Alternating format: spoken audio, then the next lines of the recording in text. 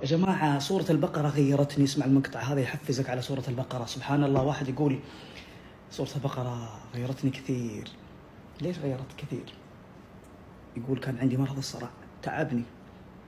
يقول سبحان الله، طبعا علاجات ما فات، بس يوم كذا مر علي حديث النبي صلى الله عليه وسلم اللي يقول اللي يحفظ سورة البقرة وآل عمران تيجي هذه الصورتين وتكون شفيعة له يوم القيامة، تشفع له، تظله من حر الشمس، تدافع عنه، تحميه.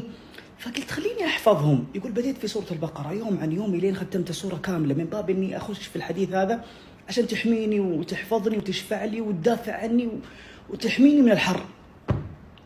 يقول سبحان الله، بعد ما حفظتها كاملة يقول راح مني مرض الصرع. يقول أنا نيتي إني أحفظ سورة البقرة بس عشان تكون شفيعة لي يوم القيامة.